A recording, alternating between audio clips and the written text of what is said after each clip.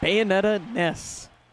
There's just so many different elements of this matchup that I think make it pretty interesting overall. And Awestin has started off by already making the worst decision in the world, allowing AeroLink to go to Lilac Cruz. There are certain portions of this game where he's just not going to be allowed to play. That's true, but we have seen Awestin in the past actually make some great work out of this stage, surprisingly enough. And that's kind of what Awestin is really known for. Oh my God. I was going to say how Awestin takes the textbook and throws it completely out the window. AeroLink's the kind of guy who picks the textbook back up and says, hey, you forgot to do your homework. He picked up Awestin and threw him out the window. Yeah, yeah. It's definitely a tough bit here. That wasn't even Lilat related. That was just Awestin got caught in the air, unaware of the situation, right? Yeah, and that's really scary, even with the counter pick. The fact that AeroLink can do that anywhere. Absolutely. Absolutely. Ooh, good catch on that tech situation. Wanted to get a little bit extra damage with that PK Thunder, but did not pan out. Yeah, he's going to settle for the trade instead. The damage is racking up nicely, but so is the opportunity for a Witch Time. And here comes the punish. Here comes the punish. Oh my God, what is happening? I'm so confused. No resources left. He put it all on the table. Now think about it for a second. The risk versus the reward. Absolutely worth it. Absolutely. Absolutely worth it. Had he taken that stock, would have been amazing, and now he's still in a beautiful spot. Oh, putting all the butter in the world on that up smash. And that was just all because of that extended hitbox that PK Fire pillar has. I think the AeroLink's tag says it all right now. Gotcha. I feel like there needs to be another tag that switches to intermittently. So close. Yeah, so close. Awestin just needs to switch his tag to so close.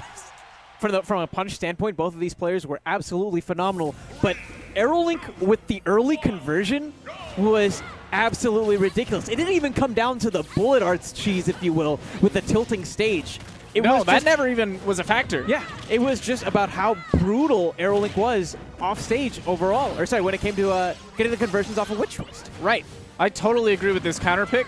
As a result, he's going to be going for all of these Witch Twist kind of combos and scenarios. Oh my God. He called it out, but he just barely mistimed that bat. Swing and a miss, strike one. Still holding on to the stock here, still with a slight percent lead. Though, of course, playing against Bayonetta, one of the highest damage outputting characters in the game, that can evaporate in an instant. We've seen AeroLink shred apart percent leads as well as stocks all night tonight. Right now, though, Awestin still in firm control. Absolutely. He is not giving AeroLink any opportunity to start up these combos, getting in there to gain some stage control, but that is evaporated in a moment. Just one grab, one back throw, and now Awestin is up an entire stock. A very critical moment there as well.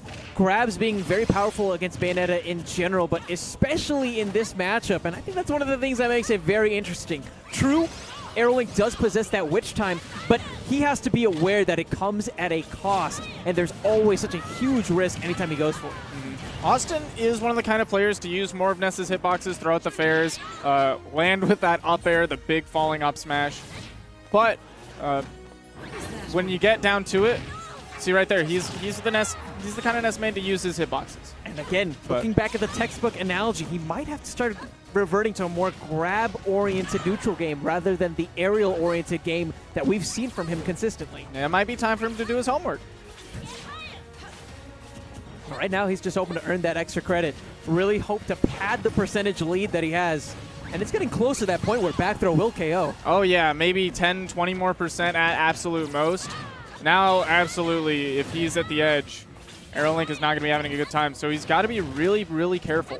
And Austin's got to be really careful about the hitboxes he's throwing out. If he knows that all he has to do is grab to seal this, then maybe that's all he needs to go for. Now, this is an Awestin trademark as well, the down smash at the ledge.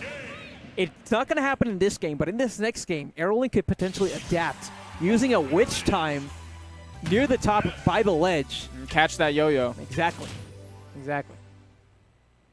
And Awestin doing a good job of just waiting out the air dodge there, trying to catch AeroLink. Getting that grab. Again, all that he needed to end that game was one grab. Against some other characters, that can be the thing that really messes them up. They know that they can't hold shields, so they run into Ness's other crazy aerials, like his up air and back air, and then that's it. Against Bayonetta, you really just only have to go for that grab, because if you throw out those other big hitboxes, Witch Time's a thing. Here we are, winners finals, game number 3 at Battlefield. AeroLink, you're seeing him go for a lot of the neutral airs. Awestin finds a way through and starts patting on nearly 30% off of that grab. Just continuing again. He's doing a great job just getting through the aerials that AeroLink is throwing out. Playing a bit more of a defensive, more reactionary style of game rather than a pressure-oriented sort of game this time around. And this Battlefield, a stage that really Awestin loves. What do you think AeroLink's trying to get out of the Battlefield in this situation? Man, I think he's just going to try to maybe use those platforms as an opportunity to fall very quickly with aerials like we saw there, but also perhaps to set up for some very interesting witch time punishes. That's also, really, really good point. Also maybe mixing up whether he wants to fall through the platform or land on him, try to trick Awestin up a bit on catching his landings. Exactly. It's all about those mix-ups, and right now all about those bullets.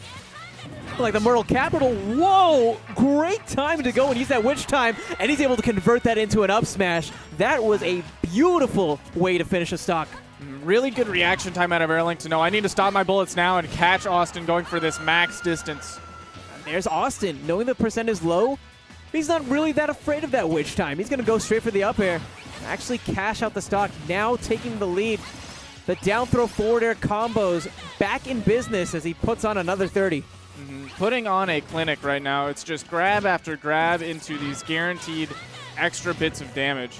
It's all, and with Awestin, it really is about those extra bits. Every single hit puts you closer to up air range, to back throw range. The clock is ticking right now for AeroLink. Oh, he's fine because he's Bayonetta and his recovery is shenanigans, but it did make my heart skip a beat. Yeah, it's one of those moments where you're just like, oh man, they're done for. Oh wait, this character has a billion recovery options.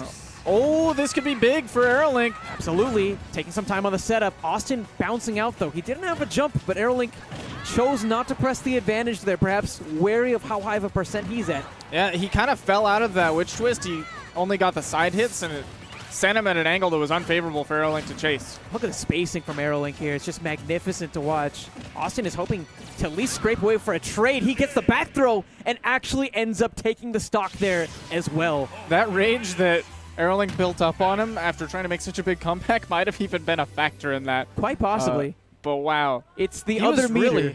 Yeah, it really is. He was trying so hard to make that comeback happen, and he came